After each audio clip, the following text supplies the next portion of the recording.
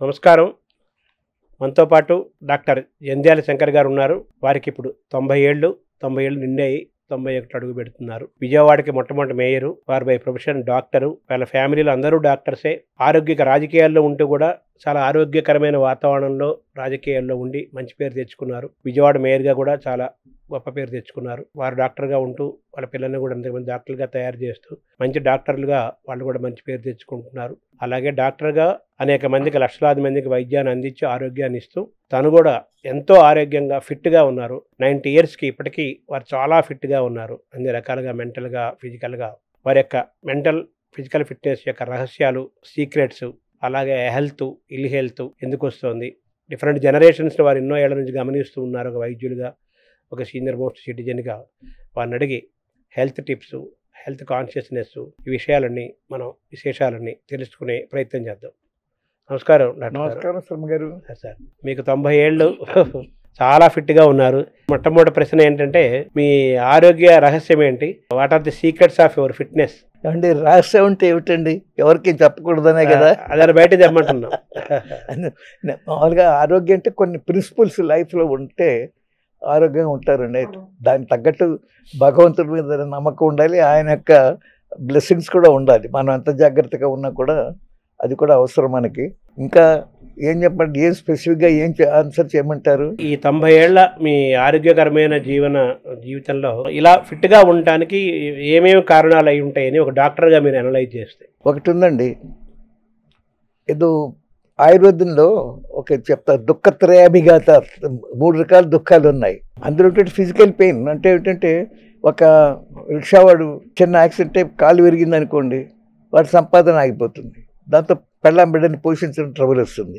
దాంతో అదొక తర్వాత ఏంటంటే మన ఇదేంటంటే అంత కుటుంబంలో మంచి ఫ్యామిలీ అంతా బాగుందండి. అందులో ఏంటంటే ఏదో పిల్లలకి పెళ్లి కాలేదు, లేకపోతే సరిగ్గా కుర్రాళ్ళు చదవటం లేదు. దానివల్ల ఇవన్నీ కూడా ఈ పెయిన్స్ ఉండేటువంటి పేరెంట్స్. అలాగే మూడోది ఏమిటంటే చక్కటి కుటుంబంలో పెళ్ళామో ఎవరో చచ్చిపోయారు అనుకోండి, ట్రమెండస్ ఎఫెక్ట్ ఉంటుంది ఫ్యామిలీలో. ఈ రకాల 3 ఆధ్యాత్మికం, ఆది దైవికం, ఫిలసాఫికల్ ఈ 3 దుఃఖాల వల్ల వచ్చే పెయిన్స్ అంటే అందుకని ఆయుర్వేదం సైన్స్ ఆఫ్ లైఫ్ అన్నారు. ఈ 3 జాగ్రత్త చేసుకోవాల్సిన అవసరం ఉంది. ఉదాహరణకి ఫర్ ఎగ్జాంపుల్ మనం చక్కగా భోజనం చేస్తున్నాం, లేకపోతే మంచి వైటమిన్స్ అన్నీ తీసుకొని ఏదో జాగ్రత్తలు తీసుకుంటాం అని అనుకున్నాం అనుకోండి, కానీ మెంటల్గా అనేక వర్రీస్ ఉండొచ్చు. అవన్నీ పెట్టుకోకూడదు. సో ముఖ్యంగా నిజం చెప్పాలంటే 1987 నవంబర్ 1వ నేను బైపాస్ సర్జరీ చేయించుకున్నాను. అప్పుడు నాకు అంతా 54 ఏళ్ళు ఎంత ఉందండి. అట్లాంటిది మరి నేను తిరుపతికి నడిచి ఎక్కాను, కొండలు గుట్టలు తిరిగాను, మానసరోవరం వెళ్ళాను. అన్ని నడక అంతా ఉండేది. అక్కడ ఏమిటంటే కొన్ని ఫిజికల్ ఎఫర్ట్స్ చేసుకోవాలి. అదేమిటంటే మనలో కొన్ని ప్రిన్సిపల్స్ ఉండాలండి. అదేమిటంటే ఫుడ్ విషయంలో చాలా కేర్ఫుల్గా ఉండాలి. నేను ఫుడ్ విషయంలో చాలా కేర్ఫుల్గా ఉంటాను. అంటే ఏమిటంటే ముఖ్యంగా ఇతర వాళ్ళకి వచ్చానుకోండి, రోజు భోజనం చేసే దాంట్లో సగమే భోజనం చేస్తాను. That is very important. తర్వాత మామూలుగా కూడా ఎక్కువ హెవీగా తినటం అనేది ఉండకూడదు. చాలా అవసరం 3-4 సార్లు తినచ్చు కానీ ఆకలిగా ఉంటే. తర్వాత ఏమిటంటే నాకు వాళ్ళు ఆపరేషన్ చేసినప్పుడు అమెరికాలో డాక్టర్లు ఏం చెప్పారంటే, ఒక భోజనం అయ్యాక ముఖ్యంగా బైపాస్ చేసుకున్నాడు ఒక 40 నిమిషాలు రెస్ట్ తీసుకోమన్నారు. ఎందుకంటే బ్లడ్ అంతా స్టమక్కి డైవర్ట్ అవుతుంది. డైవర్ట్ అయ్యేటప్పటికి మిగతా పార్ట్స్కి బ్లడ్ ఎక్కువ వెళ్ళదు.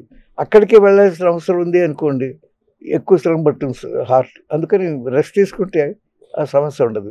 అయితే మామూలుగా నిద్రపోవడం, పనుకోవడం, నో జస్ట్ రెస్ట్ అంటే భోజనం చేశాక ఒక ఈజీ చైర్లో పడుకొని కాళ్ళు చాపుకొని రిలాక్స్ అయితే చాలు. ఆ టైంలో కాస్త టైంలో నిద్ర వస్తే వచ్చింది, తప్పు చేసుకోలేదు. కానీ మామూలు వాడికి ఏం చెప్తారు, వాక్యం మైల్ ఆఫ్టర్ మీల్ అని అంటూ ఉంటారు. జనరల్గా ఆరోగ్యం ఉండేవాళ్ళు ఆ పని చేయొచ్చు. కానీ బైపాస్ ఇలాంటివన్నీ చేసుకునే వాళ్ళు. అంతకన్నా ఒక మోస్ట్ ఇంపార్టెంట్ ఏంటంటే మెంటల్గా హ్యాపీగా ఉండటానికి ప్రయత్నం చేయాలి. 2 ఉన్నాయి. భగవద్గీతలో స్థితప్రజ్ఞుడు అంటారు. ఏదో బంగా ఏదో లాటరీ వచ్చి పెద్ద సంతోషం పొంది గుండె బద్దలు ఒక్కలేదు, ఏదో చాలా కష్టం వచ్చిన అతిగా విచారణ. Take things as they come. దేవుడు చేసే నిర్ణయం అని చెప్పి కొంతసేపు ఏదో బాధపడ్డా మిగతా ఫిలసాఫికల్గా తీసుకొని దట్ ఈస్ ఏదో ఎలక్షన్లో నుంచోవాలి, ఓడిపోయాను, లేకపోతే ఇదో ప్రయోజనం ఏముంది? యూ ట్రైడ్ సంథింగ్, దేవుడు డిఫరెంట్ వే చేశాడు అలాగనమాట. సో ఫిలసాఫికల్గా తీసుకోవాలి మనం ఏది జరిగినా కూడా, అది చాలా అవసరం అండి. తర్వాత ఏమిటంటే ఇంకోటి చెప్పాడు వాడు డేల్ కార్నీ అనేవాడు, how to stop worry and start living అని, how to make friends and influence people, ఇలాంటి ఎన్నో బుక్స్ రాశాడు. ఇప్పటికీ సేల్స్ జరుగుతూనే ఉంటాయి. అందులో how to stop worry and start living చాలా నచ్చింది. వాడు ఏం చెప్తాడంటే, keep your self busy with something bigger than your self, you will not have any time to worry. బిజీగా ఉంటారు, ప్రయత్నం చేయి. మా అబ్బాయి అమెరికాలో ఉన్నాడు ఎట్లా కూడా, మా అమ్మాయి అమెరికాలో ఉంది ఎట్లా ఉంటాడు, వీళ్ళు అట్లా ఏవి బర్రీ పట్ల టైం ఉండదు. అది ఒకటి. రెండోది, if you can do something for somebody, do it, don't expect gratitude. భగవద్గీతలో చెప్పిన నేను వాడు కాస్త ఇంగ్లీష్లో రైస్గా రాశాడు. అంటే అతను కూడా అతని జీవితాల్లో నుంచి చెప్పినవే కదా, అంతే లైఫ్ కదా. నిజంగా మన ఇండియన్ ఇది ఇప్పుడిప్పుడే కాస్త మన వాళ్ళకి తెలుస్తుంది కానండి. అదర్వైజ్ వెస్టర్న్ ఇన్ఫ్లుయెన్స్ 300 ఏళ్ళు పరిపాలించేటప్పటికి బ్రిటిష్ వాళ్ళ యొక్క ఇన్ఫ్లుయెన్స్ మన మీద చాలా ఉంది. చాలామంది మా చిన్నప్పుడు పోగులు పెట్టుకోవడానికి భయపడేవాళ్ళు, బొట్టు పెట్టుకోవడానికి భయపడేవాళ్ళు. అది ఒక భయపడేవనుకో, అదేదో సిగ్గుపడేటువంటి యాక్ట్ అని అనుకునేవాళ్ళు. ఇప్పుడే కాస్త మొహమాటలు లేకుండా, ఎందుకంటే ఇట్స్ ఎ టైం నౌ. మన హిందుత్వం ఎంత దెబ్బతింటోంది, హిందువులని అంత ఇదిగా చూస్తున్నారు. మనం వీ బిలాంగ్ టు రిలీజియన్. రోజు పూజలు చేయక్కర్లే, పురస్కారాలు చేయక్కర్లే, గుడ్ మనిషిగా ఉండి. బికాజ్ ఒకటి చెప్పాలి, ఏ మతమైనా హ్యూమన్ నేచర్ మీద ఆధారపడి ఉంటుంది, సైకాలజీ మీద ఆధారపడి ఉంటుంది, నమ్మకాలని క్రియేట్ చేస్తుంది. అది ఇంపార్టెంట్. నేనేదో బ్రహ్మాండంగా ఎవడో మర్డర్ చేశాను, లేకపోతే దొంగతనం చేస్తాను, ఎవడు చూడలేదు, ఎవరికి తెలియదు, అక్కర్లేదే, పైనుంచి ఎవడో అబ్జర్వ్ చేస్తున్నాడు, వాడికి అన్నీ తెలుసు, వాడు పని చేస్తాడు అని ఫియర్ కాంప్లెక్స్. అంటే ఇది కర్మ సిద్ధాంతమే కదా మీరు చెప్తున్నారు. సో అదొకటండి. తర్వాత ప్రిన్సిపల్స్ కొన్ని ఉండాలి. అందులో ఒకటి ఏమిటంటే, మనం ఏదో 3 రోజులు 3 గంటలు ప్రార్థన చేసి ఎవరినెత్తిన చేతులు పెడదామో, ఎలా డబ్బు అంటే అగేన్స్ట్ ది లా కానీ ఇంకో విధంగా సంపాదించాలి, వాళ్ళకి ఏవి ఎప్పుడప్పుడు ఏదో వర్రీ ఉంటుంది. ఐ సీన్ మెనీ ఫ్యామిలీస్, పోల్డంత డబ్బు ఉంటుంది కానీ కొన్ని సాంఘికంగా కొన్ని మంచి పనులు చేయకపోతే గాడ్ విల్ పనిష్. ఇప్పుడు లాంగివిటీకి ముఖ్య కారణం అంటే పీస్ ఆఫ్ మైండ్ ఉండాలండి, హెల్దీ థింకింగ్ ఉండాలి. ఒకరిని మోసం చేయాలని కానీ ఒకరికి ఏదో అన్యాయం చేయాలి ఉండకూడదు. ఇవన్నీ చాలా హెల్ప్ చేస్తాయి గుడ్ హెల్త్ మెయింటైన్ చేయటానికి. కొందరు ఏంటంటే కర్మంజాలకి ఏదో వచ్చింది, క్యాన్సర్ ఎందుకు వచ్చింటే ఎవరు చేశాడు, కొన్ని వెధ పనులు చేస్తే కొన్ని రకాల వ్యాధులు వస్తాయి. ఏం చేశాడు క్యాన్సర్ వచ్చింది, పూర్వజన్మలు ఏదో పాపం చేసి అందుకని వచ్చింది అనుకోవాలి అంతే. అంతేగాని ఏదో ఫ్రిక్షన్ ఎక్కువ ఉంది 2 పార్ట్ల మధ్యలో అందుకని అక్కడ క్యాన్సర్, ఇవన్నీ చాలా థియరీలు ఉన్నాయి. కానీ నేను మెడిసిన్ ఎప్పుడో 53లో చదివాను. అప్పటి నుంచి ఇప్పటిదాకా లాట్ ఆఫ్ ఇంప్రూవ్మెంట్ వచ్చింది. ఎక్కడంటే ఎర్లీ డయాగ్నోసిస్, దానికి కాస్త ట్రీట్మెంటు, అనేక విధాలుగా వచ్చింది. కానీ బేసిక్ కారణం అనేది స్పెసిఫిక్గా తెలియదు ఎవరికి. అలాగే డయాబెటీస్, పూర్వం డబ్బు ఉండేవాళ్ళకి వచ్చేది, ఇప్పుడు పేదవాళ్ళకి కూడా వస్తుంది డయాబెటీస్. ఎందుకంటే స్పెసిఫిక్గా ఎవరికి తెలియదు. వాడు తమాషా బాయిడ్స్ అనేవాడు పెథాలజీ ఒకటి రాశాడు. అందులో వాడు ఏం రాస్తాడు, ఇట్లా diabetes plenty, poverty in the midst of plenty అని చెప్పాడు. అంటే poverty in the midst of plenty, అన్నీ ఉన్నాయి అల్లు ఉన్నట్లు శరీరం అన్నట్టుగా. శరీరం నిండా షుగర్ ఉంది కానీ వాడుకోవటం ఎట్లకో తెలియదు. సరే, అందుకని యూరిన్లో పోతుంది, బ్లడ్లో కనిపిస్తుంది, దానికి మంచి కంట్రోల్ చేయడానికి అవకాశం ఉంది. అదేవిధంగా బ్లడ్ ప్రెషర్ మైండ్ని కాస్త ఆవేశం తగ్గించుకోవాలి. ఇలాంటివన్నీ కొన్ని సూచనలు పాటిస్తే బ్లడ్ ప్రెషర్ ఆటోమేటిక్గా తగ్గుతుంది. ఆయుర్వేదంలో చెప్పారు చూసే శవాసన యోగలో మనిషి టోటల్ రిలాక్సేషన్ అంటారు. మీరు ఇట్లా గట్టిగా పడుకున్నారు అనుకోండి, ఆటోమేటిక్గా అట్లా వెలికలుగా వేళ్ళు వంగిపోతాయి.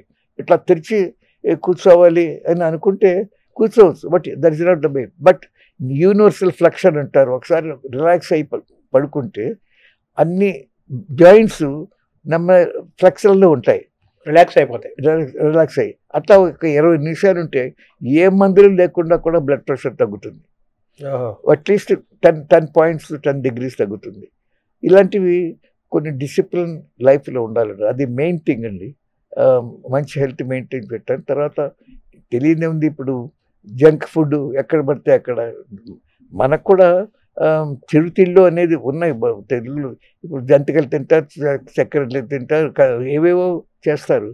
కానీ కొంచెం కొంచెం మొదలు నథింగ్ విల్ హ్యాపెన్. అయితే మన ఇళ్లలో చేసుకున్నట్టుగా బయట కొనే ఉండవు.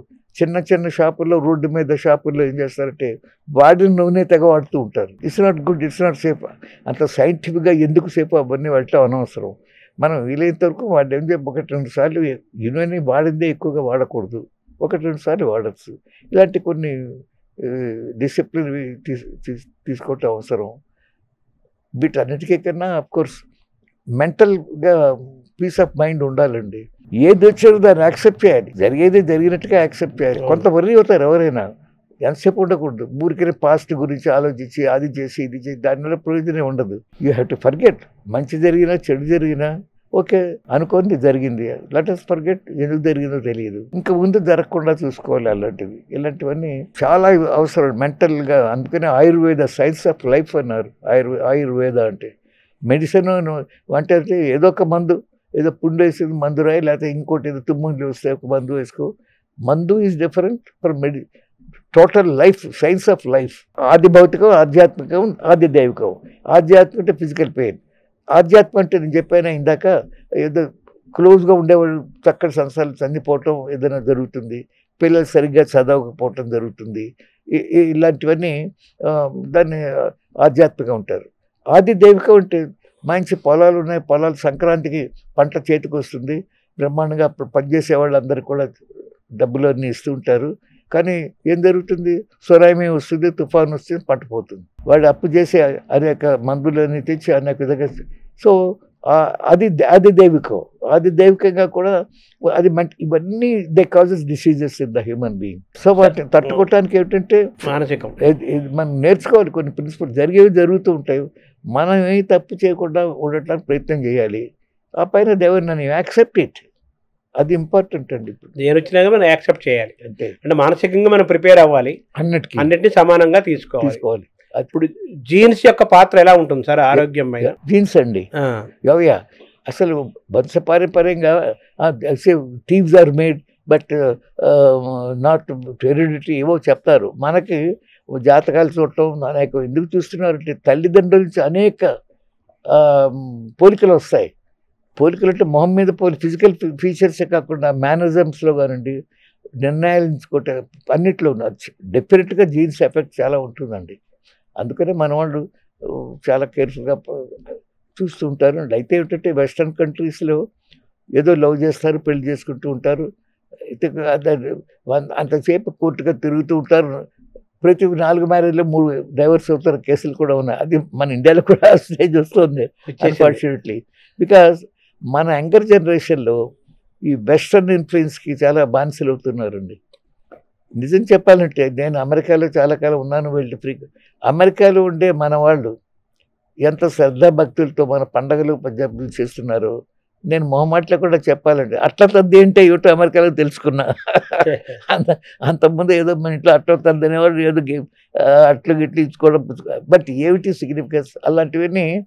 తర్వాత చక్కగా మన వాళ్ళు ఉపనయనాలు చేస్తున్నారు, లేకపోతే మంచి పెళ్ళిళ్ళు చేసేటప్పుడు పెళ్ళిళ్ళు చేస్తున్నారు, చక్కగా బ్రాహ్మణ్ పెట్టుకొని చక్కగా ప్రింట్అవుట్ చేస్తున్నారు ఇంగ్లీష్లో ప్రతి ఈవెంట్కి.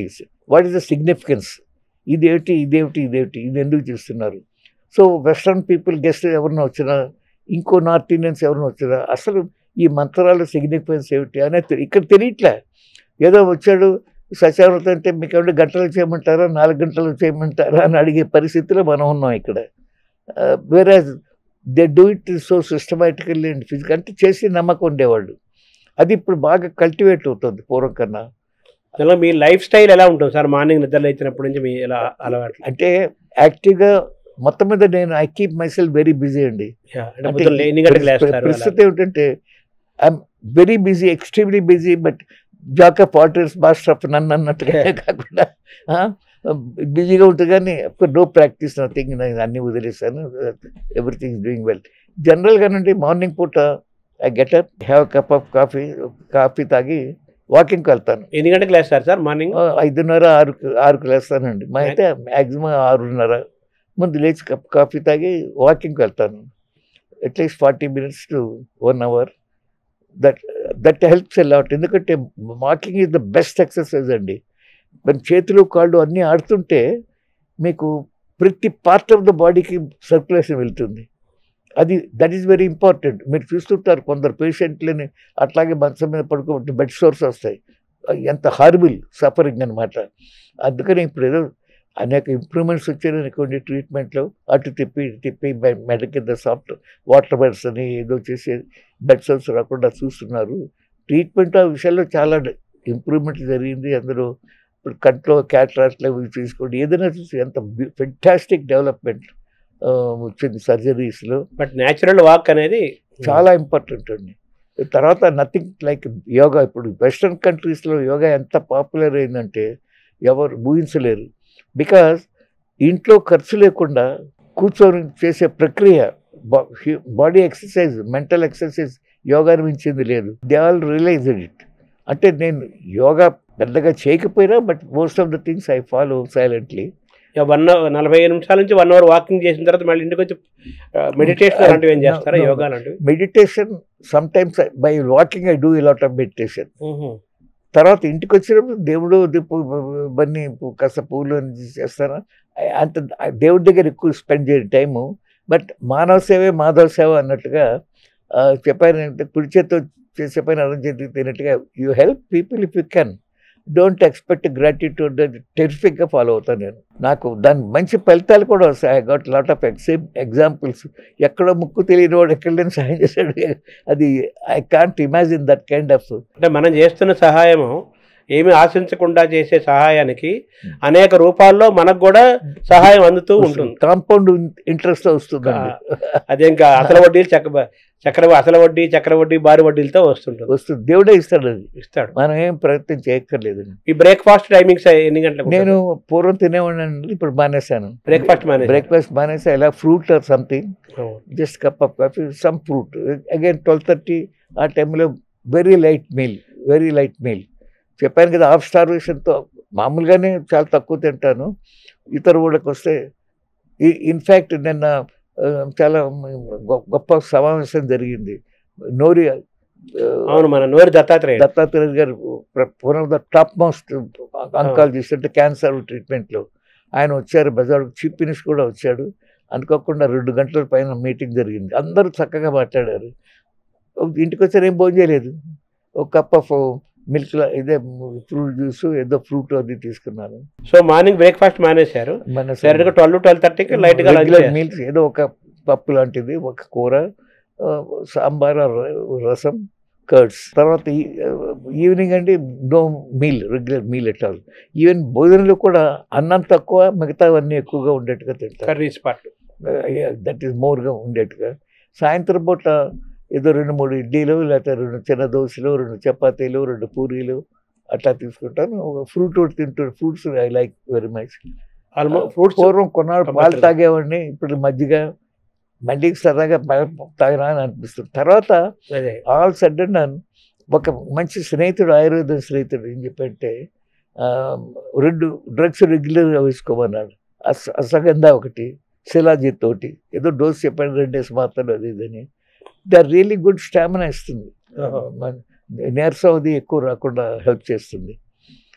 తర్వాత బైపాస్ చేసుకున్నాక ఏదో దాని సర్క్యులేషన్ బాగా జరగటానికి, క్లాట్స్ ఫామ్ ఉండటానికి అలాంటి మెడిసిన్స్ ఏవో తీసుకుంటాను. ఎన్ని గంటలకు పనుకుంటారు సార్? మీ ఈవినింగ్ డిన్నర్ ఎన్ని గంటలకు అయిపోతుంది? ఈవినింగ్ 8 to 9 కానీ నేను తీసుకోనండి.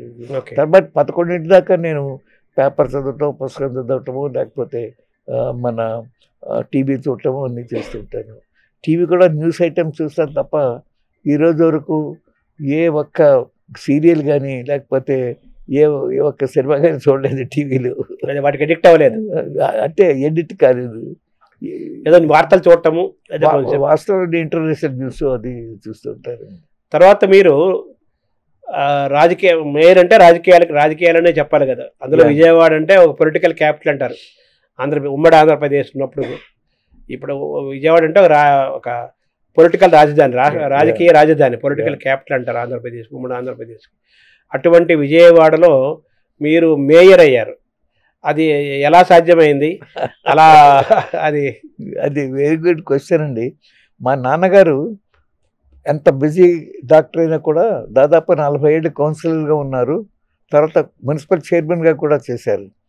ఆయన చైర్మన్గా ఉన్నప్పుడు 1959లో నా పెళ్ళయింది. అంటే మే 20 నేను 66వ మ్యారేజ్ యానివర్సరీ చేసుకుంటాను. మా పిల్లలు 89లో నేను మేయర్గా ఉన్నప్పుడు జరిగింది. అయితే నేను ఫస్ట్ మేయర్ని కాదు, ఫస్ట్ డైరెక్ట్లీ ఎలక్టెడ్ మేయర్. అంతకుముందు కౌన్సిలర్స్ మేయర్ని ఎన్నిక చేసుకునేవాళ్ళు. నేను మన ఎన్టీ రామారావు గారు అట్లా కాదు, డబ్బులు ఇచ్చి కొనుక్కుంటారు, అది చేస్తారు. డైరెక్ట్ ఎలక్షన్స్ ఉంటే కొంత ఏ పార్టీ వాడికి అసలు మెడక మీద తలకాయ ఉన్నవాడిని సెలెక్ట్ చేస్తారు. పైగా వాడిని ఎవరు భయపడటక్కడ దించేస్తాం, అది చేస్తాం, ఆ పని చేయబోతే అది అనేక అర్థం లేని అగేన్స్ట్ రూల్స్ అవకాశాలు ఉన్నాయి. లంచ్ కొడుతారు అని ఇవన్నీ పెడతాయి. డైరెక్ట్ మళ్ళీ ఎవరేం చేయలేరు. అట్ బెస్ట్ మీకు ఇష్టం అయితే ఆయన చెప్పిన ప్రపోజల్స్ డోనర్స్, అది ప్రజలు వాచ్ చేస్తారు. దేశం కోసం ప్రజల కోసం మంచి ప్రపోజల్ చేస్తే ఆ విధంగా నేను ఏమైందంటే అనేక పొలిటికల్ రీజన్స్ చెప్పేది. బెజవాడలో కొన్ని కమ్యూనిటీలు డామినేట్ చేస్తాయి, అండ్ కొన్ని కమ్యూనిటీలు చాలా ఎంత తెలుగు వాళ్ళు ఉన్నా ఎవరైనా నొక్కేస్తుంటారు. సో పెక్యులర్ సర్కమ్స్టెన్సెస్లో బంగారావు గారు నన్ను సెలెక్ట్ చేశారు మేయర్ క్యాండిడేట్గా డైరెక్ట్ ఎలక్షన్స్లో. నేను చాలా చక్కగా గెలిచాను. అయితే తర్వాత వాళ్ళు వచ్చి ఏం చేశారంటే పొలిటికల్ ఎవరిని మెన్షన్ చేయటం లేదు, మళ్ళీ ఇండైరెక్ట్ ఎలక్షన్స్ తెచ్చారు. సో పాత పద్ధతి మళ్ళీ మొదలైంది. ఇప్పుడు ఎవరో మేయరో ఎవరో తెలియదు, కానీ బై గాడ్స్ గ్రేస్ ఎప్పుడో 35 ఏళ్ల కింద నేను చేసిన మేయర్గా నలుగురు గుర్తుంటుకుంటారు. ఇప్పటికీ ఐ డిడ్ వెరీ చాలా కష్టపడి కొన్ని మంచి పనులు చేశాను. అదేమిటంటే ఒకటి రెండు చెప్తాను. 136 మురికి వాడలకి British total grant of 50 crores rupees ఆ రోజుల్లో తీసుకొచ్చాను. అదేమిటంటే the biggest aid British government has given to any city in the developing nation.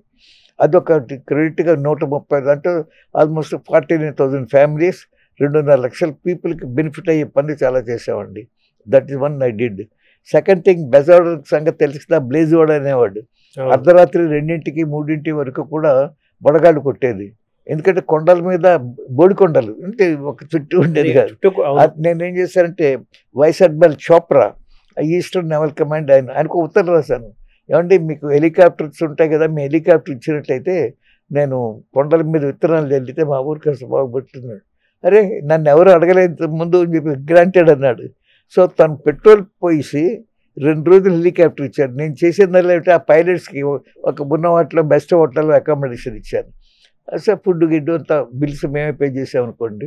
నేను నా చేత్తో 2 రోజుల పాటు హెలికాప్టర్లో విత్తనాలు చల్లాను.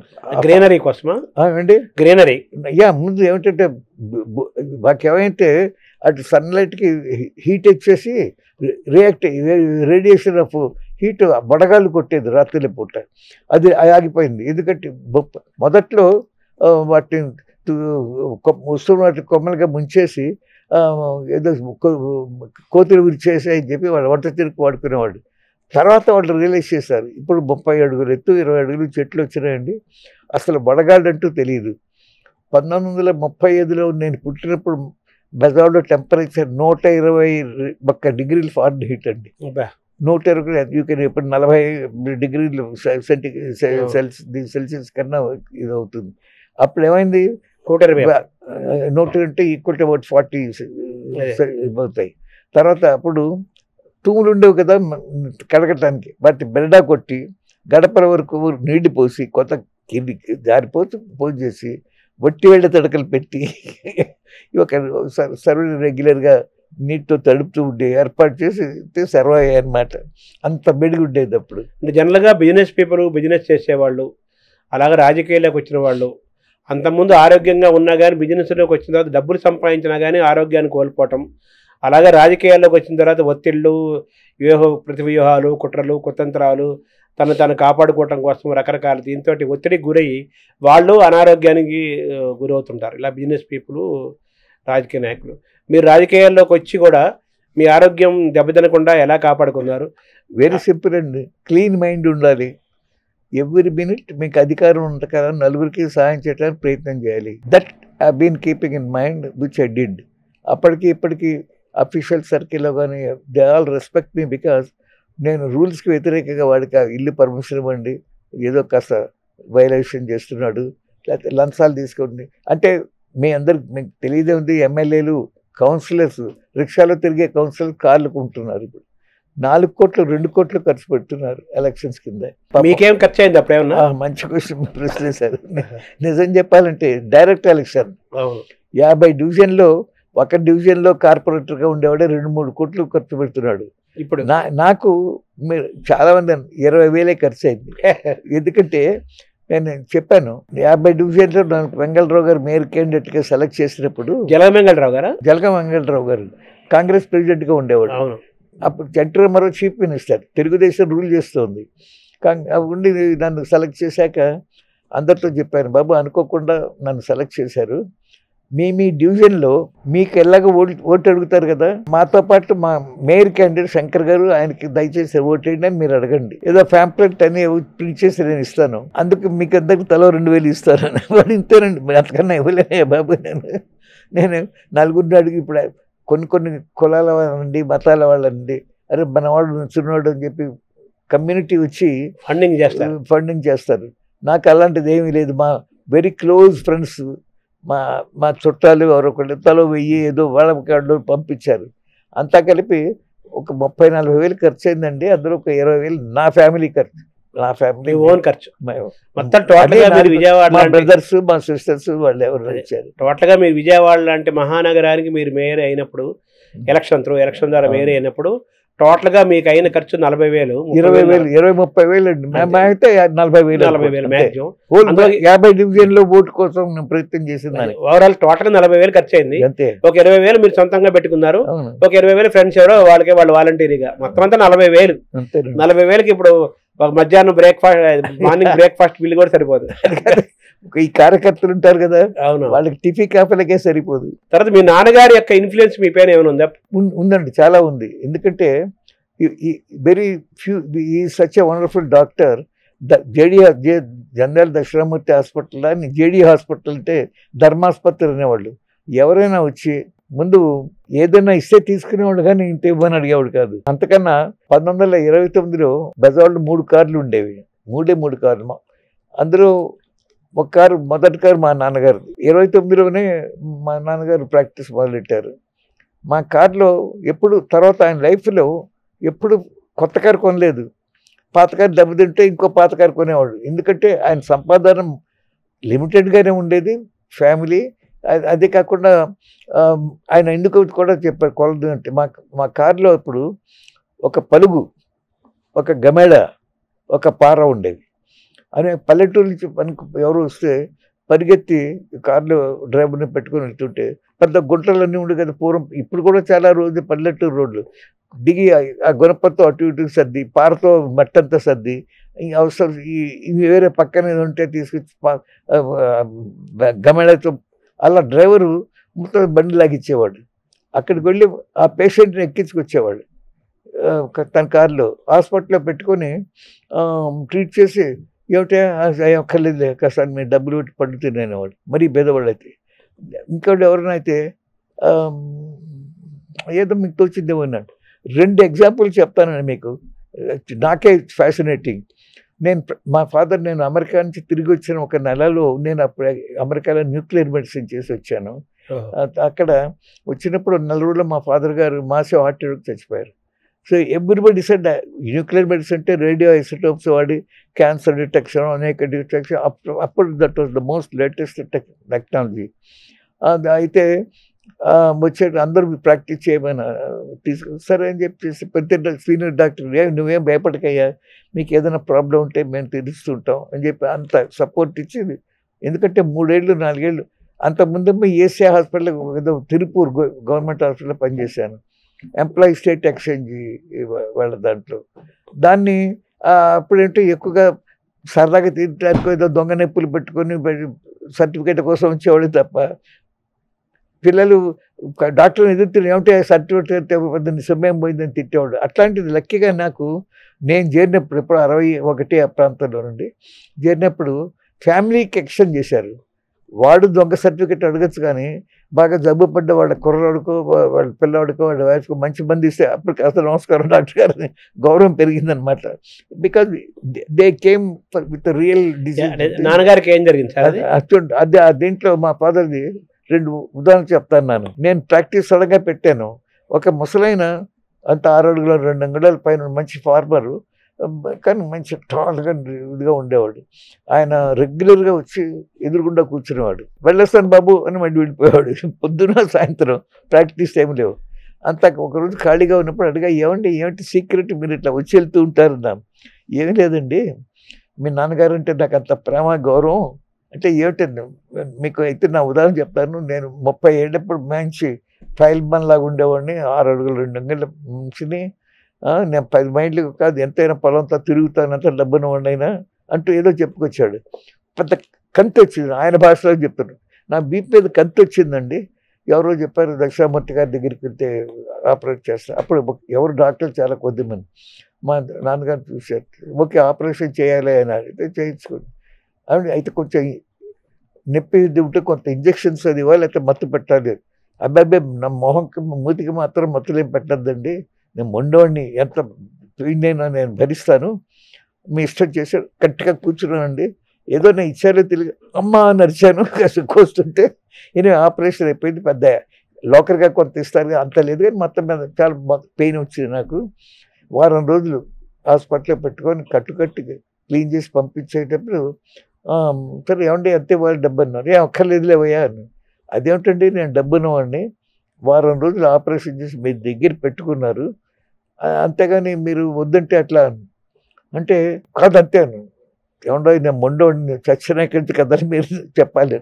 ఏం లేదే నీ కంటిని చూస్తే అదో రకం కంతి అనుకున్నా, ఆపరేషన్ చేశాక ఇంకో రకంగా నాకు తెలిసింది, అంచేత కొంత నేర్చుకున్నాను ఇవాళ కాబట్టి నీ దగ్గర ఏం తీసుకోవటం లేదు. ఆయన ఎక్స్పెరిమెంట్ ప్రయోగానికి ఆయన ఉపయోగపడ్డాడు. అందుకని మీ అప్పటి నుంచి ఫ్రెండ్షిప్ ఎక్కువైపోయిందట. వచ్చినప్పుడు వారం వారం వచ్చి ఏదో కూరలు పాలు పెరుగు బెన్నం ఏదో తెచ్చిస్తుండేవాడు. నాన్నగారి ఇన్ఫ్లుయెన్స్ మీకు ఏ విధంగా ఉపయోగపడింది రాజకీయాల్లో? ఆయన టాన్సిల్స్ అవన్నీ ఆపరేషన్ మేము పక్క నుంచి చూసేవాడు.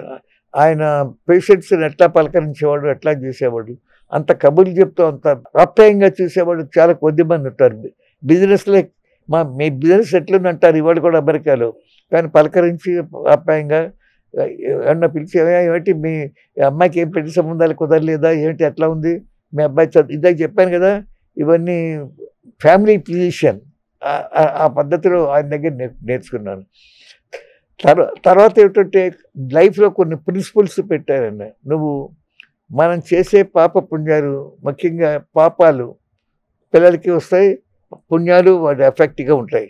So never try to do anything తెలిసి తప్పు చేయడానికి ట్రై చేయి, it will reflect on your children, అది మర్చిపోక. అయితే మన వాల్మీకి స్టోరీ చూస్తే వాడు వాలికి రోడ్డు మీద పోయేవాడు, దొంగ వడ్డిపోతుంది చేస్తుంటే పెళ్ళం ఎట్లా డబ్బు సంపాదిస్తానే కానీ నీ డ్యూటీ మొగుడుగా పెళ్ళం బిడ్డలు భోజనం పెట్టడం, నీ చేసే పాపాలు నన్ను చుట్టుకో అని పెళ్ళం గట్టిగా చెప్పింది. ఈ ఫ్యామిలీ డాక్టర్ అనేది నాన్నగారి దగ్గర నుంచి అప్పుడు ఆ కల్చర్ ఎక్కువ ఉండేది. అసలు ఆ రోజుల్లో every doctor is family doctor. ఎందుకంటే కొన్ని దేవుడికి వదిలేసేవాళ్ళు, క్యాన్సర్లు గిన్సర్లు వచ్చిన వాళ్ళు ఉన్నారు, చచ్చిపోయిన వాళ్ళు ఉన్నారు అని కొన్ని ఆపరేషన్లు చేసి. సో మొత్తం మీద మనుషులు జీవించారు తరతరాలుగా, యుగాలుగా. అవి that is a different thing. కానీ ఆ హ్యూమన్ టచ్, హ్యూమన్ అప్రోచ్ అదొకటి మాత్రం నేర్చుకున్నాను. అదే కాకుండా లైఫ్లో principles, how you should be member of a society, అదొకటి నేర్చుకున్నాను. ఆనెస్టీ, సిన్సియారిటీ, ఇంటిగ్రిటీ, 3 మెయింటైన్ చేయాలి. ఈవెన్ నేను మేరినప్పుడుగా ఐ మెయింటైన్ ద ప్రిన్సిపల్స్. ప్రొఫెషనల్గా కూడా అదే, డాక్టర్గా కూడా అదే నేర్చుకున్నాను. అంతే, అదే చేశాను నేను కూడా, నాన్నగారు లాగానే. నేను కూడా అదే చేశాను. అదే మీకు ఇంకో 2 ఎగ్జాంపుల్, అదే మా నాన్నగారిది. నేను ఒక ఫ్రెండ్ మేమంతా కార్లో దీనికి సౌత్ ఇండియా టూర్కి వెళ్తుంటే నేనే డ్రైవ్ చేస్తున్నాను. ఒక సడన్గా బ్రేక్ వేయాల్సి వచ్చింది. ఒక ముసలివాడికి మొత్తం తప్పించాను, నో యాక్సిడెంట్. అక్కడి నుంచి కాళ్ళ బ్రేక్స్ పట్టుకుపోయినాయి. బాబు ఇక్కడ ఎవరన్నా రిపేర్ చేసేవాడు ఉన్నారంటే ఒకటి వచ్చాడు, నాకు 2 నిమిషాలు పైకి కింద అక్కడ కూర్చొని మీరు టీ తాగండి నేను చేస్తాను. ఏమిటి అంటే సరే గంట సేపు చేశాడు, రిపేర్ చేశాడు, బాగా చేశాడు. నేను ఎంత ఇవ్వంటాం, 10 రూపాయలు ఇవ్వండి. అదేంటే గంటన్నర పని చేసావు నువ్వు, నేనంటే ఈకైతే 10 నువ్వే బాగుతావు లేదా, కాదండి అంతేనండి అన్నాను. ఏం లేదండి, మేము సెకండ్ హ్యాండ్ పార్ట్స్ కొనడానికి బెజవాడ వస్తూ ఉంటాం. అప్పుడు ఒకసారి బాగా జబ్బు వచ్చింది, మా కుర్రాళ్ళంతా నన్ను మీ హాస్పిటల్ తీసుకొచ్చారు, మీరు 3-4 రోజులు ఉంచుకున్నారు, ట్రీట్మెంట్ ఇస్తాను, నయమైపోయింది. ఇంజక్షన్ కూడా మీకు సొంత డబ్బులతోనే ఇచ్చారు. తర్వాత నేను ఎంత ఇవ్వమంటే నువ్వు ఎవరు అంటే ఇది అని చెప్పాను. ఏం అక్కర్లేదులే, పడ్డు కొనుక్కొని తిను, పెద్ద నీకు ఇట్లా ఖర్చు పెట్టిందేం లేదు అని నాకు ఫ్రీగా చేశారండి మీరు. అది నేను ఎట్లా మర్చిపోతాను, నాకు ఏమైనా ఆపర్చునిటీ వచ్చింది, అవకాశం వచ్చింది, నాకు చేశాను. ఇట్లాంటివి చాలా ఉన్నాయండి ఎగ్జాంపుల్. కృతజ్ఞత అది ఆ సాటిస్ఫాక్షన్ వేరు. ఎవరో somebody came and told that is benefited because of you or అది ఇది. నాకు చాలామంది ఎంతోమందికి ఎంతో గుర్తుండవు. నన్ను అంటే మీకు తెలియదు, ఒక హాస్పిటల్ ఇనాగరేషన్, చాలా పెద్ద హాస్పిటల్ ఇనాగరేషన్కి వెళ్ళాను. హాస్పిటల్ కట్టాయన వెళ్ళబోతే కూర్చొని మీతో మాట్లాడాలన్నాడు. సరే కూర్చున్నాను. ఆయన మొహం ఎక్కడో చూసినట్టుంది, కానీ నేను సరే అంత అయిపోయాక నేను కొరమండల్ ట్రావెల్స్ అని పెట్టాను మా డాక్టర్గా ఉన్నా కూడా. ఎందుకంటే పెద్దానికి హైదరాబాద్ వెళ్ళాలి, మెడ్రాస్ వెళ్ళాలి, టికెట్ కొనాలి, ఇంటర్నేషనల్ ట్రావెల్ వీళ్ళు ఎక్కువ అయ్యారు. ఎనివే ఆ సందర్భంలో ఈ డాక్టర్ వచ్చాట టికెట్గా ఏదో వచ్చేసి మీలాంటి యంగ్స్టర్స్ బ్రైట్ పీపుల్ వెళ్ళారండి, ఎంకరేజ్ చేశారు, అంత డబ్బు లేదు అంటే మీరు టికెట్ కూడా అడ్వాన్స్ చేసి ఇచ్చారు, అప్పుడు మీరు డబ్బు మీకు ఇచ్చేస్తాను అనుకోండి. అది నాందిగా నేను అమెరికా వెళ్ళి పైకి పెద్దవాడై పెద్ద హాస్పిటల్ కట్టాలి అని ఈ as a human being and service లాగా అతను చెప్పాడు. అంటే మీరు మర్చిపోయారు కానీ ఆయన గుర్తుపెట్టుకోవాలి. అట్లాగే నేను చాలా మంది హెల్ప్, వాళ్ళ గుర్తే ఉండదు నాకు. అది కూడా మీ నాన్నగారి దగ్గర నుంచి మీరు నేర్చుకున్నాను. అయితే ఇప్పుడు మీరు ఒక మంచి సబ్జెక్ట్ గుర్తు చేశారు, ఫ్యామిలీ డాక్టర్స్ అనేది. ఇప్పుడు స్పెషలైజేషన్స్ పెరిగిపోయాయి గత 30 ఏళ్ల నుంచి కూడా పెరిగిపోయాయి. అంటే ఇప్పుడు మామూలుగా గురువు శిష్యుడు లాగా, గురు శిష్య పరంపర, విద్యార్థి గురువు మధ్య బంధాలు పోతున్నట్టుగానే ఫ్యామిలీ డాక్టర్స్ అనేది ఆల్మోస్ట్ అది కల్చర్ పోయింది. అన్ని క్లినిక్లు, హాస్పిటల్, మల్టీ స్పెషల్ హాస్పిటల్స్ అవుతున్నాయి కదా. సో ఫ్యామిలీ డాక్టర్ యొక్క అవసరం ఈ రోజు ఉందంటారా? చాలా ఉంది, అది ఇంక్రీజ్ అవుతుందండి. Surprise even America. ఎందుకంటే ఫ్యామిలీ ఫిజిషియన్ అనేది లేకపోతే భగవంతుడి దయ అండి, ఇంకేదైనా కానీ ప్రతి వాళ్ళ ఫ్యామిలీలో ఒక హెర్నియాయో, లేకపోతే ఒక హైడ్రోసిలో, లేకపోతే హార్ట్ అటాకో, లేకపోతే ఒక బ్రెయిన్ ట్యూబర్ రాదు కదా ప్రతి వాళ్ళ ఫ్యామిలీలో. సామాన్యంగా మన దేశంలో with all these wrong hygienic principles అన్నీ ఉంటూ ఉంచేత డయేరియాలు, డిప్తీరియా కాదు డయేరియాలు, లేకపోతే కడుపులో నొప్పులు ఏదో చిన్న చిన్నవి వస్తాయి. అవన్నీ ఎయిల్మెంట్ ట్రీట్ చేయడానికి అన్ని TC/DCESR 10 టెస్ట్ చేస్తే ముందు 2,000-1,000 రూపాయలు అవుతాయి ఈ రోజుల్లో. మా రోజుల్లో 100 రూపాయలు. అసలు ఎందుకు? ఇవి సిమ్టమాటిక్గా చూసి వీలైనంత వరకు మంది ఇవ్వండి. ఎక్కడైతే అవసరం ఉందో టెస్ట్ చేయించండి. అట్లా లేకుండా ఇప్పుడు మనిషి చేయి కూడా పలుచకుండా చూడకుండా చక్క టెస్ట్లు రాసేయటం. ఆ ల్యాబొరేటరీకి వాడికి లింక్ ఉంటుంది, వీని పంపిస్తే 100 రూపాయలు 10, 15, 20 డాక్టర్కి పంపిస్తాడు. ఇలాంటి సిస్టమ్ ఎక్కువైపోయిందండి. Now slowly people are all recognizing yes అవసరం ఉంటే స్పెషలిస్ట్ దగ్గరికి వెళ్ళాలి. లేకపోతే అసలు అమెరికాలో స్పెషలిస్ట్ ఎప్పుడూ డైరెక్ట్గా చూడు, వాడిని ఎవరో ఒక క్లినికల్ ఫ్యామిలీ ఫిజిషియనో లేకపోతే ఇంటర్నల్ మెడిసిన్ వాడో రిఫర్ చేస్తే కానీ చూడు. అట్లా కొన్ని ప్రిన్సిపల్స్ వాళ్ళు మెయింటైన్ చేస్తారు. సో ఫ్యామిలీ డాక్టర్ కల్చర్ మళ్ళీ రివైవ్ అవ్వాలి, కొంత అవుతుందండి. అయితే ఇంకా వెళ్తాను సూదిస్తే కానీ తగ్గదండి. ఎందుకే దీనికి సూది మంది ఇవ్వండి. అది నేను తిరుపతిలో ఉద్యోగం చేసేటప్పుడు ఒక క్వాక్ సెంటరే సైకిల్ మీద డాక్టర్ వస్తాడు. వాడు ఏంటి వారాలు చేసుకున్నట్టుగా ఒక్కొక్క పల్లెటూరులో ఓ రోజు ఉంటాడు. ఏదైనా 2 రూపాయలు ఓ ఇంజక్షన్ చేస్తాడు. అందరూ బీకాంప్లెక్స్ నీళ్ళు చేస్తాడు గడవలు. వాడు ఆ రోజుల్లో రోజుకో 100 రూపాయలు. నేను గెజిటెడ్ ఆఫీసర్గా ఉద్యోగం చేసేటప్పుడు 450 రూపాయలు నా జీతం. ఇప్పుడెంత ఊహించండి, డాక్టర్ గవర్నమెంట్ హాస్పిటల్ డాక్టర్కి ఎంత జీతాలు. ఖర్చులు అట్లాగే ఉండే, అది వేరే విషయం అనుకోండి, అంత సింపుల్ కానీ. బట్ వాడు ఎక్కువ సంపాదిస్తాడు. 2 రూపాయలు. అసలు ప్రకృతి సగం ట్రీట్ చేస్తుంది మనిషిని. అంటే ఫ్యామిలీ డాక్టర్ వల్ల ఏంటండి వ్యక్తుల ప్రయోజనం, ఉపయోగం ఏంటండి? ఎందుకంటే నేను ఇందాక చెప్పానే 3 రకాల ఇవన్నీ వస్తాయి. నేను ఫ్యామిలీ డాక్టర్ అయ్యేటప్పటికి అనేక మంది వాళ్ళ యొక్క ఫ్యామిలీలో ప్రతి ఇష్యూలో నాకు తెలుస్తుంది. ఏమయ్యా నువ్వు అనవసరంగా కడుపు రావట్లేదు, జీతం వస్తుందంటే ఏ లేదు, వర్రీలు ఎక్కువైపోతున్నాయి, మా అబ్బాయి సరిగ్గా చదువులో రావట్లేదని, అవన్నీ తగ్గించుకో. ఇవన్నీ ఒక ఫ్యామిలీ డాక్టర్ చెప్పగలడు. వాళ్ళ హిస్టరీ, ఫ్యామిలీ హిస్టరీ అంతా తెలుస్తుంది వాళ్ళకి. మోస్ట్ ఇంపార్టెంట్ అదేనండి. అది చాలా వరకు ట్రీట్మెంట్కి హెల్ప్ చేస్తుంది. సార్ ఇప్పుడు మీకు షుగరు, బీపీ లాంటివి అవి ఏమి లేవా? ఉందండి, కొంచెం స్లైట్గా షుగర్ ఉంది, స్లైట్గా బీపీ ఉంది. బట్ ఇట్స్ వెరీ కామన్ ఈ ఏజ్లో. ఎలా మెయింటైన్ చేస్తున్నారు సార్? ఫస్ట్ ఆఫ్ ఆల్ నేను స్వీట్లు తిన్ను, కాఫీ షుగర్ లేకుండా తాగుతాను. అండ్ మోస్ట్ ఇంపార్టెంట్ డయాబెటీస్ బాగా నడవాలండి. నడిస్తే సగం షుగర్ కంప్లీట్ తగ్గిపోతాయి బాగా నడిస్తే. అది మోస్ట్ ఇంపార్టెంట్. ఇక బీపీ అన్నారు, ఇందాకే చెప్పాను నేను.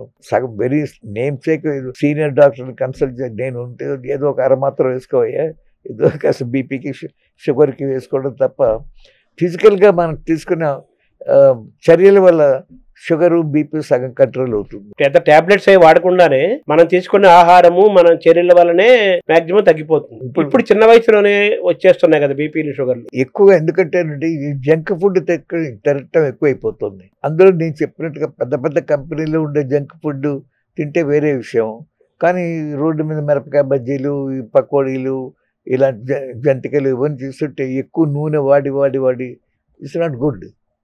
ఎప్పుడైనా రోజు తీసుకొని పంపలు పడదు. మన శరీరంలో వాడు ఇందాకే చెప్పాను బాయ్స్ అన్నవాడు అసలు కలుషితమైనటువంటి వాతావరణం మధ్యలో మనం నివసిస్తున్నాం. రీజనబుల్గా గుడ్ హెల్త్ ఎలా చేయగలుగుతుంది, అదే గొప్పతనం దేవుడు ఇచ్చింది. బికాజ్ వైట్ సెల్స్ అని యుద్ధం చేసి వచ్చిన క్రిమికీటకాలను చంపేసి మనం ఈ మాదిరి ఆరోగ్యంగా ఉంటే హెల్ప్ చేస్తున్నాయి. ఇప్పుడు అన్నం తినొద్దు అంటున్నారు. మన ప్రాంతానికి అన్నమే కదా అలవాటు.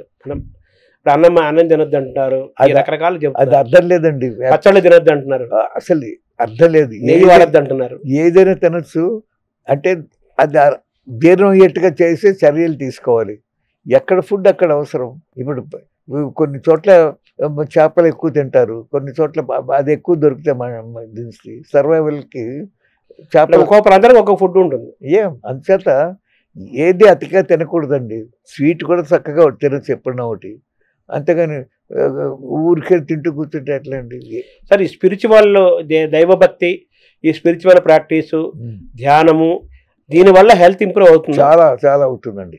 ఎలా సైంటిఫిక్ ఎలా చెప్తారు? ఎందుకంటే ఈ స్పిరిచువల్గా ధ్యానం చేసినా సరే, ప్రార్థన ఆ మైండ్ని ఈ వర్రీల నుంచి పక్కన పెట్టి తోసేస్తుంది. వర్రీలు అది అలవాటు అయిపోతుంది. సో మీరు ఒక 2 గంటలు లేదా అరగంట అయినా చేస్తే, కామ్గా చేస్తుంటే మీ వర్రీలు సగం తగ్గిపోతాయి. That will have very good effect. ఏదైనా అష్టావధానం చేసినట్టుగానే అష్టాంగ హృదయం చెప్పి 8 రకాల ఇవన్నీ ఉన్నాయి. అవన్నీ సరిగ్గా ఉంటేనే హ్యూమన్ సిస్టమ్ బాగుంటుంది. అందుచేత అన్నిట్లోనూ జాగ్రత్తలు తీసుకోవాలి. అందుకని నాకు ఎక్సలెంట్ హార్ట్ బ్రహ్మాండంగా పనిచేస్తుందంటే పనిచేసేవాడిని బాధ పెట్టి పారాలిసిస్ వస్తుంది, ఇంకోటి వస్తుంది. ఏముందంటే శరీరంలో బ్లడ్ క్లాట్ అయినప్పుడు సెరిబ్రల్ బ్రెయిన్కి వెళ్తే పారాలిసిస్ వస్తుంది. అదే గుండెలో వస్తే టమ్మని హార్ట్ అటాక్ వస్తుంది. మెయిన్ ఆర్టరీలో పట్టుకొని ఇమీడియట్గా చచ్చిపోతారు. చిన్న ఆర్టరీలో వచ్చింది అనుకోండి, ఇండికేషన్ ఇస్తుంది. కాస్త నొప్పి, అంజైనల్ పెయిన్స్ అంటారే, నొప్పి బాబు కొంచెం జాగ్రత్తగా ఉండు హార్ట్ విషయంలో ఉంది.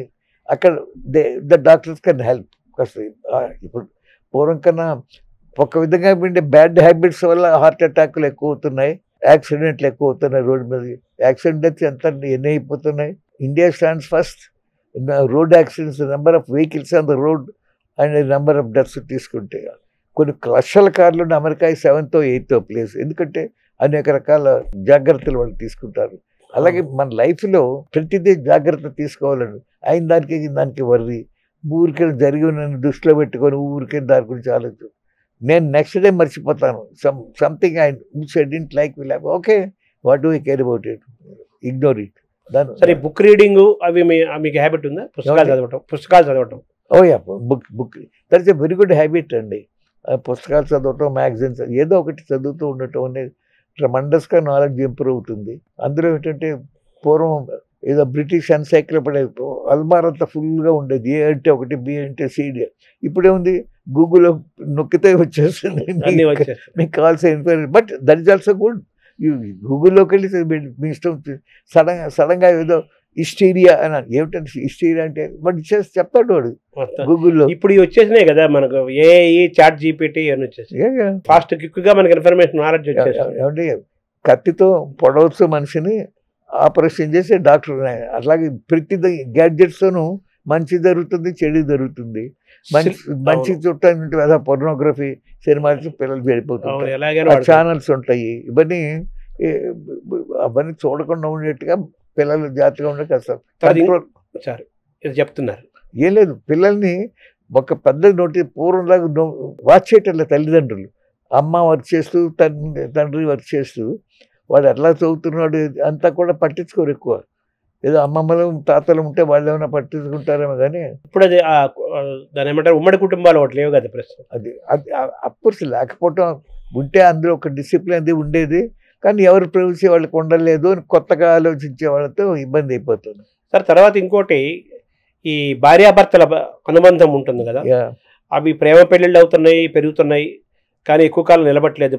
ప్రేమించి చేసుకున్న పెళ్ళిళ్ళు ఎక్కువ కాలం నిలబట్టలేదు, జంటలు కూడా ఎక్కువ కాలం నిలబట్టి 20 ఏళ్ళు 30 ఏళ్ళు కాపురం చేసిన తర్వాత కూడా ఇప్పుడు విడాకులు సిద్ధమవుతున్నారు. ఇలాంటి యొక్క అన్ని జరుగుతున్నాయి కదా సమాజంలో. ఇది సోషల్ హెల్త్ కి అంత మంచిది కాదు, అలాగే మనిషికి కూడా మంచిది కాదు కదా. Very true. సో దీన్ని ఎలా చూస్తారు సార్, భార్యాభర్తల బంధాన్ని, మ్యారేజ్ అని? అనేక రకాల ఎక్స్పోజర్ జరుగుతుంది ఇప్పుడు, టీవీలు అనండి, ఇంకోటి అనండి, పుస్తకాలు. దాంతో ఏంటంటే మామూలుగా పూర్వం ఏంటి, నాకు దేవుడు ఇది నిర్ణయం చేశాడు, వీడితో నాకు ముడిపెట్టి పెళ్లి చేశాడు, so I షిల్ try to adjust my self to his needs. Same thing మూడు అనుకోవాలి. మంచిగా చూడ మా అమ్మాయి ఏదో సినిమా యాక్ట్రెస్ లాగా లేదు, లేకపోతే ఇంకో సోషల్గా లాగా పాడలేదు, ఇవన్నీ పెట్టుకుంటే అట్లా. So you have to be satisfied with whatever is available. అలాంటి ఫిలాసఫీలో మనం అంతా పెరిగాం. ఎవరు నీకు సంబంధం చూసామని అంటే మాకు జాతకాలు నచ్చినాయి, ఆ ఫ్యామిలీ మంచి ఫ్యామిలీ అంటే మనం ఒప్పుకునేవాళ్ళం, అమ్మాయి ఒప్పుకునేది, అబ్బాయి ఒప్పుకునేవాళ్ళు. ఏదో పేరుకి నీకు నచ్చిందా, అంటే మా తల్లిదండ్రులు నాకు మంచి సంబంధం చూశారు, నేను చేసుకుంటాను అనే టైంలో వాళ్ళకి ఉండదు, అభిప్రాయాలు ఏకంగా ఉండవు. ఇద్దరికి మొగుడు పిల్లలకి కానీ అడ్జస్ట్ అవుతారు. This is what God has given to me, let me accept it. దాన్ని మనం తీసుకొని యాక్సెప్ట్ చేసి అడ్జస్ట్ అవ్వాలి అని అవుతారు. అందుకని సాంప్రదాయంగా మనలో విడాకులు ఉండవు, కానీ అన్హ్యాపీనెస్ లేకపోలేదు, ఉంటుంది. కానీ విడాకులు అనేది మెటీరియలిస్టిక్ అప్రోచ్ ఎక్కువ అవటం వల్ల జరుగుతుంది. ఏదో అడ్జస్ట్మెంట్ ఉండాలి. ఎంత ఫిజికల్గా మెటీరియలిస్ట్గా చూస్తారంటే, ఈ మొగుడు ఇంత మంచోడు కానీ వాడు గురకనే భరించలేకపోతున్నాను అని చెప్పి చిన్న చిన్న వాటికి డైవర్స్ చేస్తూ ఉంటే అట్లా. సరే, మీరు మీ ఇంత 90 ఏళ్ల జీవితాన్ని ఏమైనా మీరు బుక్గా తీసుకొస్తున్నారా, ఏమైనా రికార్డ్ చేస్తున్నారా? భలే ప్రశ్న వేశారు. నా ఫ్రెండ్స్ చాలామంది, ముఖ్యంగా ఇప్పుడు పరిగా అనేక మంది న్యూస్కి వస్తారు, అమెరికా వెళ్ళొస్తున్నారు. కానీ నాలాగా వెళ్ళిన వాళ్ళు చాలా కొద్దిమంది. షిప్లో వెళ్ళాను, ట్రైన్లో వెళ్ళాను, హెలికాప్టర్లో వెళ్ళాను. అంటే నేను మొదటిసారి అమెరికా వెళ్ళినప్పుడు ఇక్కడి నుంచి బొంబాయి దాకా కార్లో వెళ్ళాను. బొంబాయి నుంచి షిప్ ఎక్కి నేపిల్స్ అవన్నీ చూసుకొని, అరబ్ కంట్రీస్ చూసుకొని రూమ్కి వెళ్ళాను. సారీ, నేపిల్స్ వెళ్ళాను. నేపిల్ నుంచి షిప్ రూమ్కి వెళ్ళదు కాబట్టి అది దిగేసి కారు ఎక్కాను, రైలు ఎక్కాను. అక్కడి నుంచి ప్యారిస్ నుంచి లండన్ రైలు. అక్కడ ఇది కూడా బోట్ల మీదకి వెళ్ళి అవతలకి వెళ్ళాలి. బికాజ్ లండన్ నుంచి న్యూయార్క్ వేరే ఏం చూసేవి లేదు కాబట్టి విమానంలో వెళ్ళాను. అక్కడ న్యూయార్క్ నుంచి అప్పుడు ఐడిల్వుడ్ ఎయిర్పోర్ట్ అనేవాళ్ళు, ఇప్పుడు కెనడా ఎయిర్పోర్ట్ అంటారు. న్యూయార్క్ ఎయిర్పోర్ట్కి హెలికాప్టర్లో వెళ్ళాను. ఎవరు చేయగలండి ఇవన్నీ ప్లాన్. అంటే నేను అప్పుడు తిరుపూర్లో ఉద్యోగం చేస్తూ ఈ టీడబ్ల్యూలో అక్కడ పనిచేసేటువంటి వాళ్ళు నాకు ఫ్రెండ్స్ ఉండటం వాళ్ళందరి సహకారంతో చేశాను. So wonderful experiences. స్పుట్నిక్ చూశాను మొదటిసారి. అంటే ఫస్ట్ రష్యా వాళ్ళు పంపించిన స్పుట్నిక్ నేను షిప్లో బయలుదేరిన టైంలో ఉన్నా. క్యాప్టెన్ అనౌన్స్ చేశారు, అందరు రండి రూఫ్కి. అక్కడ స్పుట్నిక్ వెళ్ళి అట్లా తిరిగేది. అవన్నీ అలాంటి ఎక్స్పీరియన్స్లన్నీ వచ్చేటప్పుడు టోటల్గా అమెరికా నుంచి ఇండియాకి షిప్లో వచ్చాను. అంటే ఏమిటి, భూమి గుండ్రంగా ఉందని నాకు నేను ప్రూవ్ చేసుకుంటున్నాను అనమాట. బెజావర్ నుంచి పడమర వెళ్ళి, పడమరలో బొంబాయి వెళ్ళి, బొంబాయి నుంచి యూరోప్ చూసుకుంటూ లండన్ వెళ్ళి, అక్కడి నుంచి ఈస్ట్ కోస్ట్ ఆఫ్ అమెరికాకి వెళ్ళాను. ఇది వెస్ట్కి వెళ్తూ. ఎంత టైం పడిందండి అమెరికా నుంచి ఇండియా? అమెరికా నుంచి రావడానికి ఆగస్టు జూన్ 24 నేను బయలుదేరితే ఆగస్టు 9th మెడ్రాస్లో తేలాను. అంటే షిప్లు కూడా మారి ఇలాంటివన్నీ చాలా ఇంట్రెస్టింగ్ ఎపిసోడ్స్ ఉన్నాయి. అలాగే మేయర్గా ఉన్నప్పుడు కూడా చాలా ఎపిసోడ్స్ ఉన్నాయి. ఒక ఐఏఎస్ ఆఫీసర్, ఆయన గోదావరిలో జిల్లాలో పనిచేసి, ముఖ్యంగా వీళ్ళు ఉంటారు ట్రైబల్ పీపుల్, బ్యూటిఫుల్ బుక్ రాశారు గోదావరి గాథలోని. అలాగే నా 3 ఏళ్లలో మంచిగా బుక్ రాశానండి. మీరు మీ అనుభవాలు మేయర్గా కానీ ఇంకోటి కానీ లైఫ్లో తప్పకుండా అంత కాకపోతే రోజు పెట్టి 200 ఉన్నాయి. చిన్న దాని నుంచి ఎలా రాస్తారు, పాయింట్స్ నోట్ చేసి గుర్తుప్పుడు రాయాలని. వాడిని ఎలాబరేట్ చేసి బుక్గా తీసుకురావాలి. ఫోటోలు కూడా ఉన్నాయా? పాతవి కొన్ని ఫోటోలు చాలా వరకు ఉన్నాయండి. అదే కొన్ని ఏంటంటే ముఖ్యంగా నా ట్రిప్లోది నేను దీనికి వెళ్ళినప్పుడు న్యూయార్క్లో పెట్టుకొట్టేశారు ఎవడు, అదో పెద్ద స్టోరీ. మీకు ఎంత వయసు ఉంటుంది సార్ మీరు ట్రిప్లో అమెరికా వెళ్ళి వచ్చినప్పుడు? నాకు 27 ఎంతోనండి, అంతే. 3 ఏళ్ళు ఉన్నాను అక్కడ. 55 ఆ ప్రాంతం. 56 1955-56 ప్రాంతం. నేను 63లో అమెరికా వెళ్ళాను. అంటే 63లో వెళ్తే 28 years. 35లో పుట్టాను. 28 years. 60 తిరిగి వచ్చానండి. అందుకే 63లో మా అబ్బాయి పుట్టాడు అమెరికాలో, 67లో ఇండియాలో మా అబ్బాయి. ఇప్పుడు జంధ్యాల అనేది ఇంటి పేరు బాగా మనకు ప్రసిద్ధమైన ఇంటి పేరులో జంధ్యాల ఒకటి. ఇప్పుడు మన జంధ్యాల ఆయన సినిమా డైరెక్టర్ జంధ్యాల ఉన్నారు, అలాగే జంధ్యాల గౌరీ శంకర్ గారు ఉన్నారు, అవునా, ఇలా రకరకాలు ఉన్నారు కదా. వాళ్ళు మీది ఒరిజినల్ ఏ ఊరు సార్? నేటివ్ ప్లేస్ మాది కొల్లూరు. మా జంధ్యాలది. ఇప్పుడు జంధ్యాల రవిశంకర్ ఉన్నారు చూసారా, వీళ్ళంతా మాకు చుట్టాలు కూడా అవుతారు. నాకు నెంబి అవుతాడు అతను. కొల్లూరు అంటే గుంటూరు జిల్లా. గుంటూరు జిల్లా. కానీ మా తాతగారు, మా నాన్నగారు మైగ్రేట్ అయ్యి లాయర్గా పనిచేశారు అక్కడ మచిలీపట్నంలో. కానీ చివరి రోజుల్లో మా అబ్బాయి అక్కడే పుట్టాడు, కానీ మచిలీపట్నంలో కృష్ణా నదీ తీరంలో ఉండాలని బెజవాడకు వచ్చేసారు. వచ్చిన 2 ఏళ్ళకి ఆయన చచ్చిపోయారు. బట్ మా ఫాదరు వాజ్ ఇక్కడ ఎడ్యుకేషన్ అంతా కేఎల్ రావు గారు, మా నాన్నగారు అందరూ కలిసి చదువుకున్నారు. So good friends. అట్లా అయితే గుంటూరు జిల్లా కొల్లూరు నుంచి మచిలీపట్నం నుంచి విజయవాడకు వచ్చేసాం. తర్వాత అండి ఇప్పుడు మన జంధ్యాల ఫిలిం డైరెక్టర్ అదంతా చాలా మాది గోత్రం అంతా ఒకటే, దూరపు రిలేషన్షిప్ ఉంది. బట్ కరుణశ్రీ ఉండే జంధ్యాల పాపేశ్వర గారు డిఫరెంట్, వాళ్ళ గోత్రం వేరు. మా గోత్రం, మాది శానల్ గోత్రం, వాళ్ళది వేరే ఉంది.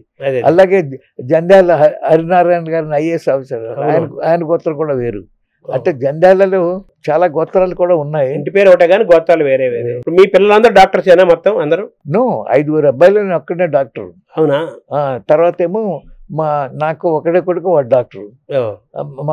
మా అమ్మాయి కొడుకు వాడు డాక్టర్ అయ్యాడు. సో మీ నాన్నగారి దగ్గర తర్వాత మీరు, మీ తర్వాత మా అబ్బాయి 3 డాక్టర్లు, 3 generations. తర్వాత మా అబ్బాయికి మాత్రం కొడుకు డాక్టర్ అవడానికి ఇంట్రెస్ట్ చూపించలే. సో వాడికి ఒకటే కొడుకు, కానీ మా అమ్మాయి కొడుకు డాక్టర్ అవుతున్నాడు. మీ హ్యాబిట్స్ అంటే ఏమేమి ఉన్నాయి sir other than? No, habits అంటే నేను అలవాటు ఉంటూ ఇది చెయ్యాలని లేదండి. ఏదైనా ఏమి చేయకపోయినా నాకే మార్పు ఉండదు. కొందరు కాఫీ తాగబోతే తలకాయ నొప్పులు, ఏదో డ్రింకులు తాగితే ఆల్కహాలిజం, లేకపోతే ఎక్కువ తాగుతారు, ఇలాంటివన్నీ ఉంటాయి. నేను నా ప్రిన్సిపల్ మా నాన్నగారు చెప్పింది. ఫర్ ఎగ్జాంపుల్ 1948లో బెజవాడలో క్రికెట్ నేనే ఇంట్రడ్యూస్ చేశాను. సో అయితే ఎందులోనూ ప్రవీణ్ అక్కర్లేదు, సరదాగా అన్ని గేమ్లు నేర్చుకోవాలి. టెన్నిస్ నేర్చుకున్నాను, బిలియర్డ్స్ నేర్చుకున్నాను, టేబుల్ టెన్నిస్ నేర్చుకున్నాను, బ్యాడ్మింటన్ నేర్చుకున్నాను. ఇందులో ఏదో ఛాంపియన్ అయ్యి రిప్రజెంట్ ఇప్పుడు అనుకోలేదు, but I want learn for fun. అలాగే అదొక. So even now I like cricket, so many things బాగా చేస్తుంటారు, మ్యాచ్లు అన్నీ కూడా. కాఫీ హెల్త్కి మంచిదేనా? కాఫీ ఏదైనా ఇందాకే చెప్పాను, మన శరీరం ఎంత వండర్ఫుల్. ఏది తీసుకున్నాం, ఈ కలుషిత వాతావరణం ఈ మాదిరి ఆరోగ్యంగా ఉన్నా ఉంటే మన శరీరం ఫైట్ చేస్తుంది చెడుని. అందుకని ఈ చెడుని ఫైట్ చేయాలంటే మనం ఏ హ్యాబిట్ లేకుండా సరదాగా ఏదైనా తీసుకోండి, నథింగ్ విల్ హ్యాపెన్. ఇప్పుడు మామూలు అక్కినేని నాగేశ్వరరావు గారు, ఆయన కూడా బైపాస్ అయింది అట్ ఏజ్ ఆఫ్ 50. తర్వాత ఆయన దాదాపు బైపాస్ అయిన తర్వాత కూడా 40 years చాలా హెల్తీగా జీవించారు. చివరిలో ఏదో క్యాన్సర్ వచ్చింది, but very long and very healthy life, చాలా యాక్టివ్గా ఉండేవారు. ఆయన ఏమో అంతకుముందు నాకు డ్రింక్ అలవాట్లేదు, తర్వాత నేను లైట్గా రోజు డాక్టర్స్ అడ్వైజ్ ప్రకారం ఒక 90 ml ఏదో చెప్పేవారు, బ్రాందీ తీసుకునేవాడిని, అది హార్ట్కి మంచిది, బ్లడ్ సర్క్యులేషన్ అది ఇది అన్నారు అని ఆయన చెప్పేవారు, ఆచరించారు. అలా కొంతమంది ఏమంటారంటే ఈ రెడ్ వైన్ అది మంచిది, ఒక ఏజ్ తర్వాత హార్ట్కి మంచిది ఇలా అంటుంటారు కదా. మీరు ఒక డాక్టర్గా అలాగే ఇప్పుడు సోషల్ డ్రింక్ కూడా ఉంది కదా, దీన్ని ఎలా చూడాలి సార్? హెల్త్కి దీనికి లింక్ ఏమైనా ఉందా? మంచి ప్రశ్న సార్. ఇందాక చెప్పినట్టుగా ఎనీథింగ్ ఇన్ ద లైఫ్ ఒక హాబీలా కాకుండా సరదాగా ఎప్పుడైనా తీసుకుంటే, ఫర్ ఎగ్జాంపుల్ నేను బైపాస్ చేసుకున్నాను, రిమార్కబుల్గా రికవర్ అయ్యాను. అమెరికాలో చేసుకున్నాను అనుకోండి. డంటన్ కూలీ చాలా పెద్దవాడు, ఆయన శిష్యులు నాకు చేశారు అన్నమాట. అప్పుడు వాళ్ళని అడిగాను, వాళ్ళు చెప్పారు నీ రికార్డు బట్టి A+1 అప్పుడు మేరుగా ఉన్నాను, అంత బాగానే ఉంది, ఏదైనా చేయదలుచుకుంటే హుషారుగా చేసేయండి, బట్ టైర్ అయిపోతే మాత్రం ఇది వాళ్ళ పూర్తి చేసి కానీ నిద్రపోయిన మర్చిపోండి. Let heaven fall on earth, give it up that day, relax. ఇలాంటివి కొన్ని ఏది పట్టుదలతో చేసే ఉండకూడదు. అంటే ముఖ్యంగా ఆపరేషన్ చేసుకునేవాడు దాన్ని అన్ని okay, you don't smoke, very good. That smoking is really bad. ఎందుకంటే లాంగ్ రన్లో లంగ్స్ స్పాయిల్ అవుతాయి, హార్ట్ అటాక్. మరి పేపర్ అందుకని గవర్నమెంట్ బ్యాన్ చేసింది, అన్నీ కూడా చేసింది. అలాగే ఆల్కహాల్ని కూడా అడ్వర్టైజ్మెంట్ని బ్యాన్ చేసింది. ఆల్కహాల్ కూడా నుండి ఒకటి సప్త వ్యసనాల్లో అదొకటి. ఋషులు కూడా ఏం చెప్పారంటే సప్త వ్యసనాలు బారి పడకుండా మమ్మల్ని కాపాడు ఆ శక్తి వద్దే అన్నారు, కానీ సప్తమ తీసేద్దరు అడలా. అదే, దేవుడికి ఆ శక్తి లేదు. అదే, చేత సప్తమ వ్యసనాలకి బాగా కాకుండా ఉండే శక్తిని మమ్మల్ని అడిగారు. అలాగే ఇప్పుడు ఆల్కహాల్ ఉందనుకోండి, ఇందాక డాక్టర్ చెప్పిన నాగేశ్వర నాకు వీళ్ళు ఎదురు చెప్పారు, ఎనీ గుడ్ క్వాలిటీ చిన్న మోతాదులో కొంచెం రోజు తీసుకున్నా కూడా సర్క్యులేషన్ పెరుగుతుంది, వెసల్స్ క్లీన్ చేస్తుంది. అదే మన కార్డియాలజిస్ట్ డ్రింక్ తాగినోడు అబ్బాయి తాగద్దు అంటాడు. కానీ చాలామంది cardiologist they take a small drink. చాలామంది ఎందుకు తీసుకుంటారు, మీరు అమెరికా దేశంలో ఆఫీసర్స్ వాళ్ళ ఆఫీసులో తీసుకుంటూ ఉంటారు. అంటే డ్రింక్ అంటే బ్రాందీ, విస్కీ, వైన్ అంటే ఇలాంటివి ఉన్నాయి కదా, ఏది ఇంతే కదా, ఇందులో అన్నిట్లోకి రెడ్ వైన్ మంచిది అంటారు గుండెలకి దానికి. బట్ మిగతా ఆల్కహాల్ కూడా స్మాల్ డోసెస్ ఏం డ్యామేజ్ జరగదండి. Anything will not happen. Even smoke ఏదో సోషల్ ఒక ఎప్పుడో సిగరెట్ తాగారు, నథింగ్ విల్ హ్యాపెన్. కానీ రెగ్యులర్ రోజుకు 2 ప్యాకెట్లు 1 ప్యాకెట్ డెఫినెట్లీ ఏదైనా అతి ఏదైనా మంచిది కాదు. అతిగా ఉండకూడదు. ఏదో ఒక నియమం ఉంటే ఏదైనా కంట్రోల్లో ఉండాలండి. Nothing will happen. Final God ఇప్పుడు వివేకానంద చిన్నప్పుడు చచ్చిపోయాడు, ఆదిశంకర్ చిన్నప్పుడే చచ్చిపోయాడు, వాడు కారణ జన్మలేదు. ఆ పర్పస్ కోసం వాళ్ళు సప్తవ్యసనాలతో చచ్చిపోలేదు. అది thank you very much sir. I must thank you అండి. చాలా పాత విషయాలన్నీ మనం మాట్లాడుకున్నాం. అంటే మొత్తం అంతా సహజంగా మాట్లాడుకుంటూ మీ ఆరోగ్య రహస్యాలు, తద్వారా మనిషి ఆరోగ్యంగా ఉండాలంటే ఏమేం చేయాలి, ఏమేం చేయకూడదు, ఎలా ఉండాలి, ఎలా ఉండకూడదు, మీ జీవితాల నుంచి తెలుసుకునే ప్రయత్నం చేశాం. నమస్కారం. నమస్కారం అండి.